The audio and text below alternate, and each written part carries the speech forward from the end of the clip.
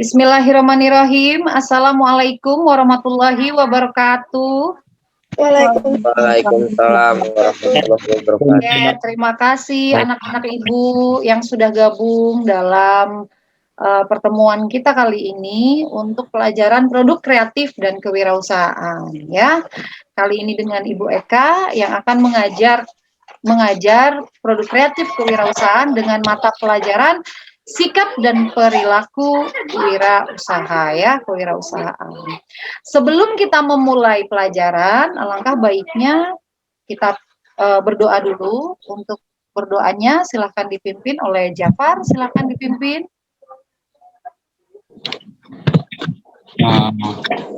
Baik, makasih Bu. Assalamualaikum warahmatullahi wabarakatuh. Waalaikumsalam warahmatullahi wabarakatuh.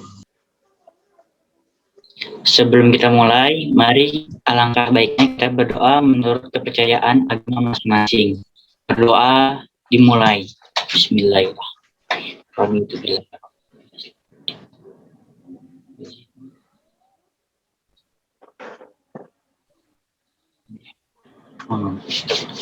Berdoa selesai. Oke. Sama-sama. Ibu ingatkan, jangan lupa untuk absen. Ibu sudah share absen kalian di Google Classroom dan juga di grup WhatsApp kalian. Kemudian untuk modul, ya sudah Ibu share juga modul pelajaran kali ini, sikap dan perilaku kewirausahaan di Google Classroom ya. Oke, untuk pertemuan kita kali ini, karena ini adalah pertemuan awal di kelas 11, maka sikap dan perilaku kewirausahaan. Untuk kali ini, materi yang akan Ibu bahas tentang 3.1,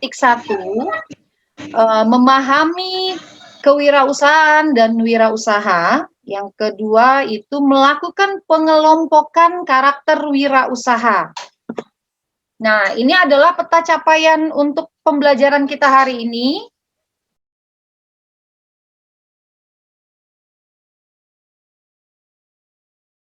Kalian bisa menguraikan pengertian kewirausaha dan wirausaha dengan tepat. Yang kedua, memperbandingkan antara sikap dan perilaku wirausaha dengan benar. Yang ketiga, kalian bisa mengkategorikan karakter wirausaha dengan tepat.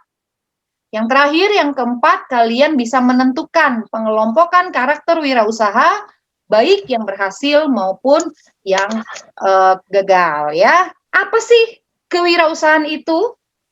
Saya. Siapa? Anissa. Oke, Anissa silakan.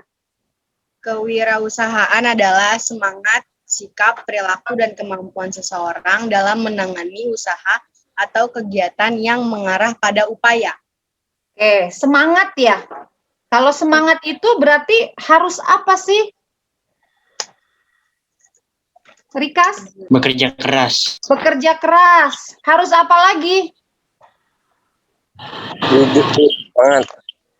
Harus apa lagi, Nak?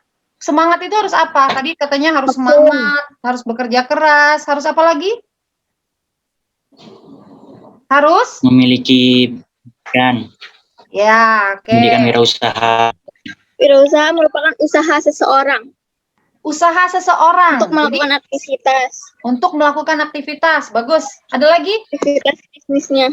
Ya, di bidang bisnisnya. Bagus. Jafar? Silakan. Seseorang yang memiliki kemauan untuk menanggung resiko. Seseorang dan keberanian memulai usaha. Oke, bagus ya. Berarti tadi udah semangat. Udah sikap. Udah perilaku ya. Sikap dan perilaku. Ada dua kata. Ada sikap dan perilaku. Kalau sikap itu apa sih? Sikap itu apa sih? Sikap itu kepribadian. Kepribadian apa? Kepribadian seorang wirausaha. Buat kegagalan. Iya, pintar. Keren. Ada lagi, Jafar? Mengakui jika memiliki kesalahan, Bu. Iya, gimana contohnya? Kalau dia salah, kenapa? Kalau ini salah, mengakui nggak perlu bohong untuk menutupi Kekurangannya dia ya, kekurangan dari usahanya ya. Betul, keren. Haikal. Kemudian dengan apa lagi? Kerja sama orang lain. Nah, lanjut apa lagi?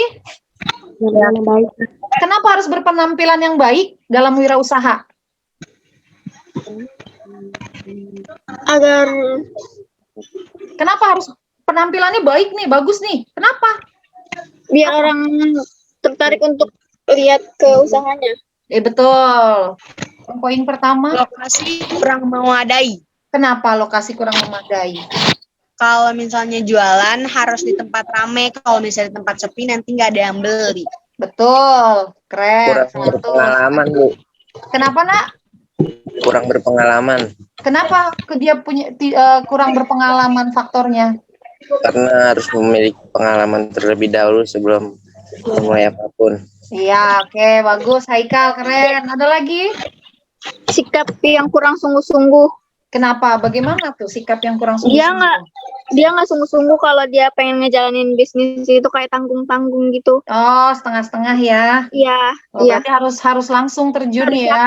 Nah, untuk diskusi, Ibu akan memberikan tugas sama kalian. Nah, Ibu membentuk kelompok.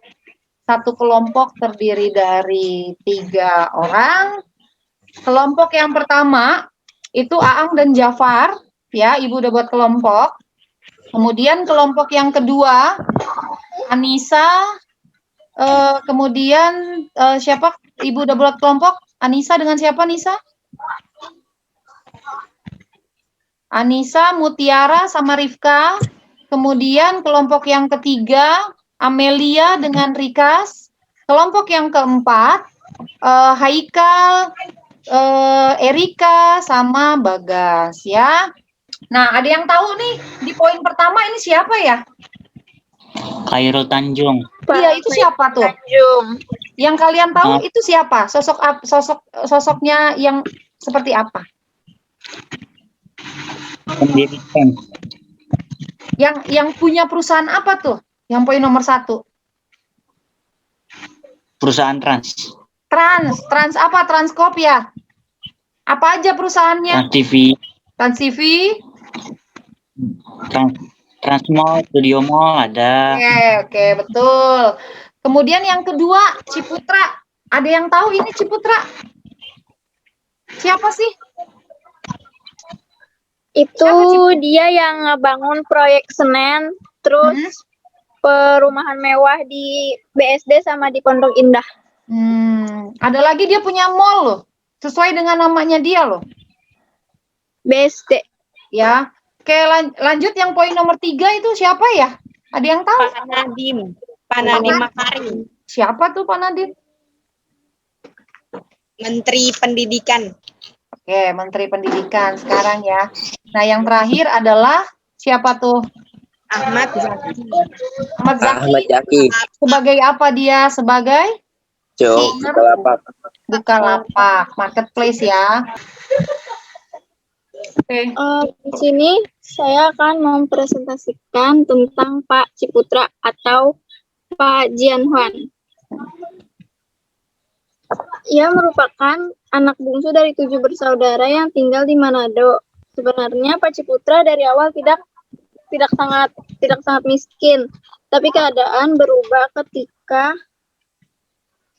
sang ayah meninggal di tangan tentara Jepang. Sejak usia 12 tahun, dia harus membanting tulang dengan membantu ibunya berjualan kue. Ketika itu, beliau bertekad sukses dan pergi ke Jawa untuk kuliah. Ia dulu di Manado sempat menjadi atlet lari. Kemudian ia kuliah di ITB dan menjadi insinyur.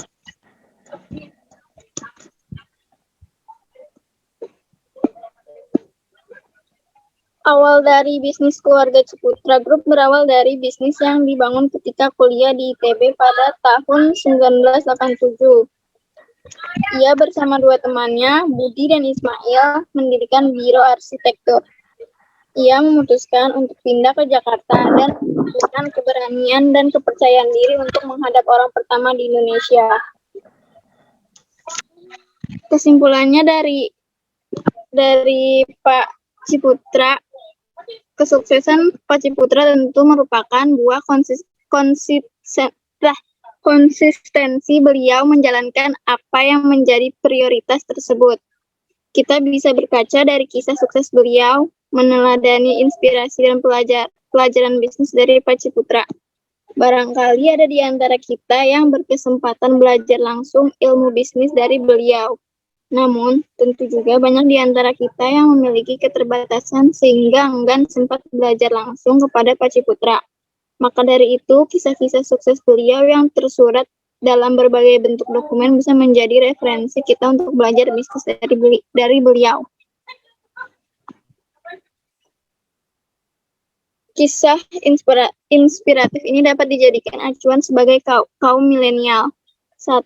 Jangan terjebak pada latar belakang ekonomi keluarga. 2. Kemampuan belajar yang tinggi. 3. Melalui bisnis dari bidang yang paling disukai. 4. Temukan partner bisnis yang ideal. 5. Kejelian membaca pasar dan peluang. 6. Terus berinovasi untuk menciptakan karya terbaik. 7. Percaya diri dengan konsep karya yang dibuat. 8. Mengoptimalkan sumber daya yang ada. 9. Pantang menyerah. 10. Fokus pada prioritas dan kesuksesan. Sekian, terima kasih. Oke, terima kasih kelompoknya Rikas. Kasih tepuk tangan dulu dong. Tepuk tangannya mana? Terima kasih. Dalam kesempatan kali ini, saya dari kelompok 1 akan menjelaskan tentang Pak Cairo Tanjung, atau juga disebut dengan si anak singkong. Jadi, Cairo Tanjung itu dari orang biasa, yaitu dari kalangan menengah ke bawah. Ia bersama orang tua dan ke-6 saudaranya selalu berpindah-pindah ke kamar ataupun ke rumah-rumah. Cairo Tanjung, dia sampai tamat sekolahnya, sampai dia S2 di Institut Pendidikan dan Pembinaan Manajemen. Demi membiayai kebutuhan kuliahnya, ia pun berdagang buku-buku kuliah, fotokopi, hingga jasa pembuatan kaos. Lalu kemudian Pak Cairo Tanjung pun mendirikan sebuah toko peralatan kedokteran dan laboratorium di Jakarta Pusat, walaupun akhirnya mengalami kebangkrutan. Kemudian Pak Cairo Tanjung pun mempunyai bisnis perusahaan di bidang keuangan. Di antaranya asuransi umum Mega, asuransi jiwa Mega, Para Ulti Finance, Bank Mega, Bank Kapital Indonesia, dan lain-lainnya. Ia pun juga memegang perusahaan Mega Crop, Transcorp, dan CT Global Cross yang meliputi layanan finansial, media, retail, gaya hidup, hiburan, dan sumber daya alam. Nah, di CT Crop ini juga memiliki Bandung Supermall yang kini berubah menjadi Trans Studio Mall. Kesimpulannya yang kita dapat pelajari, kesabaran dan pantang menyerah dalam dunia usaha adalah kunci utama dalam meraih keberhasilan. Ia juga pandai mengatur keuangan bisnis, juga uang pribadi yang dimilikinya. Kita, generasi milenial, biasa mengikuti jejak-jejaknya dengan memahami dan memulai menerapkan langkah yang tepat dalam mengelola keuangan, bisnis, dan pribadinya. Berarti kalian sudah memahami nih tokoh inspiratif ya. Sudah bisa menjabarkan nih, berarti keren. Keren banget. Oke, kita telah sama-sama nih, Nak. Sama-sama kita sudah bahas tentang materi kita, terus kalian berdiskusi, kalian memaparkan hasil diskusinya ya. Kemudian kalian juga mencari hasil diskusinya melalui diskusi di WhatsApp grup kalian sendiri, terus kemudian dituangkan ke dalam hasil karya kalian. Nah, nanti jangan lupa Ibu akan memberikan tes pengetahuan, nanti Ibu akan share di Google Classroom ya. Oke, untuk selanjutnya, apa kesimpulan hari ini? Untuk sukses dalam membangun semangat kewirausahaan tidak takut gagal. Semangat menyerah itu kunci utama untuk meraih kesuksesan dalam berwirausaha. Dari kesimpulan yang didapat untuk pelajaran hari ini, ya dalam memiliki semangat untuk berwirausaha, selain bukan hanya semangat saja, tapi melainkan kita harus memiliki niat untuk bagaimana semangat itu bisa kita wujudkan ya. Sebelum diakhiri, alangkah baiknya kita pimpin doa terlebih dahulu sebelum menutup pelajaran kita hari ini. Silahkan dipimpin untuk berdoa. Kita sudahi pelajaran ini. Semoga pelajaran yang hari ini dapat kita simpulkan dan kita dapat pahami dan menambahkan wawasan kita semua. Amin. Nah, mari kita tutupi dengan doa dengan kepercayaan agamanya masing-masing. Berdoa dimulai. Bismillahirrahmanirrahim.